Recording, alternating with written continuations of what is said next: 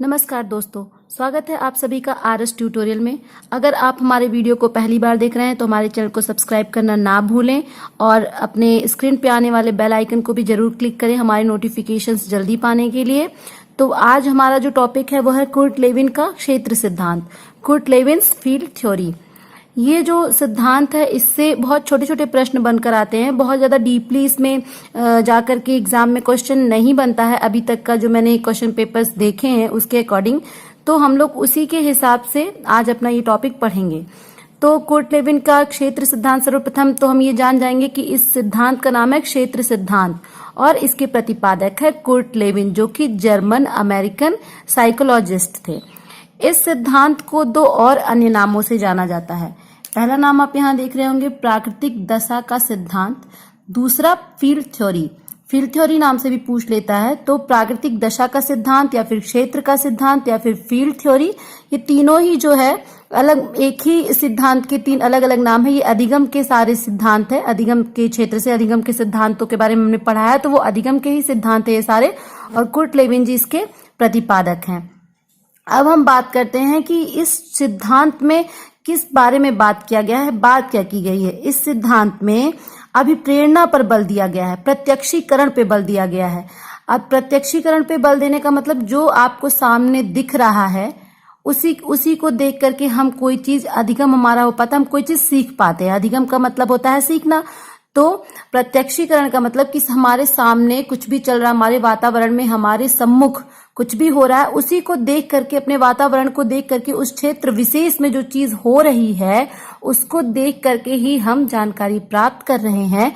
इसी को कहा जाता है प्रत्यक्षीकरण। तो इसमें प्रत्यक्षीकरण पर बल दिया गया है। और अभिप्रेरणा पर बल देने का मतलब है बालक को खूब अभिप्रेरित करते हुए, मोटिवेट करते हुए किसी कार्य को करने के लिए कहना। इसमें व्यक्ति को व्यक्ति ना मानकर मनोवैज्ञानिक व्यक्ति माना गया है।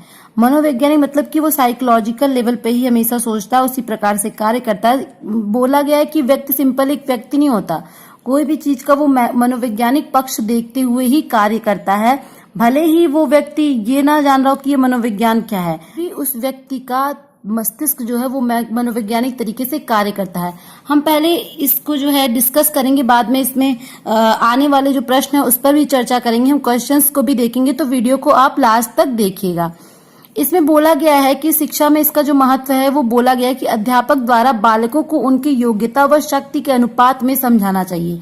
यानी कि बालक जहां तक सोच सकता है, जितना बालक की मानसिक क्षमता है किसी चीज के बारे में सोचने की, उस क्षमता को पहले हम जानेंगे और जितना वो सोच समझ सकता है उस लेवल तक जाकर के हमको उस टॉपिक को क्लियर करने के लिए उस चीज को बताने का पूरा प्रयास करना चाहिए। पहले ही मैंने बताया है कि इसमें बल दिया गया है प्रत्यक्ष रूप से सीखने पर, यानी कि जो सामने उसी को सीखना। अब जो सबसे महत्वपूर्ण बात है वो है इसमें अधिगम में यानी कि सीखने में वातावरण व व्यक्ति दोनों का प्रतिफल माना जाता है।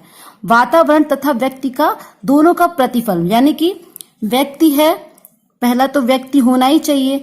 बाद में इसमें कहा गया है कि सामने वातावरण में जो भी चीज घटनाएं घटित हो रही हैं, उन्हीं घटनाओं को, उस चीज को देखते हुए ही बालक या फिर व्यक्ति का अधिगम होता है। तो इसमें व्यक्ति और वातावरण दोनों का ही होना बहुत ही महत्वपूर्ण है।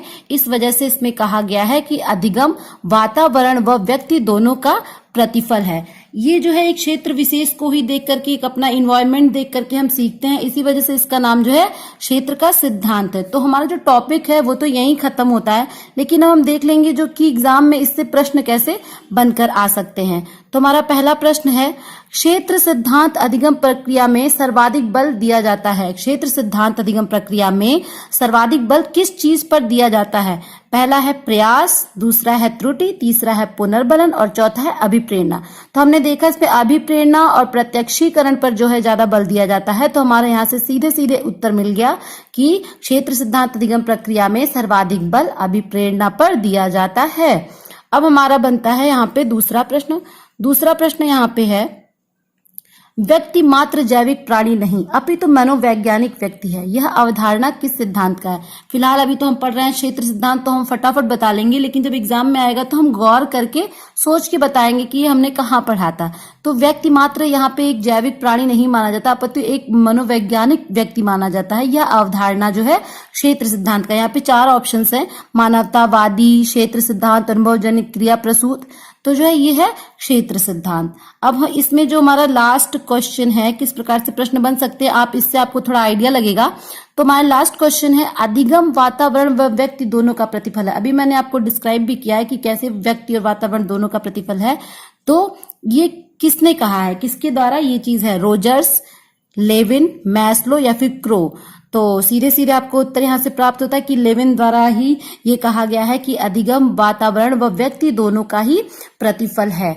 तो आज की हमारी वीडियो में इतना ही। अगले वीडियो में हम कार्ल रोजर्स के सिद्धांत के बारे में, अनुभवजन्य सिद्धांत के बारे में जानकारी प्राप्त करेंगे। अगर आपको वीडियो पसंद आई हो तो लाइक करना ना भूले। अपने सलाह हमें देते रहें, सुझाव हमें देते रहें, उससे हमें बहुत पुनर्बलन मिलता है और हम उसी अकॉर्डिंग काम करना चाहते हैं।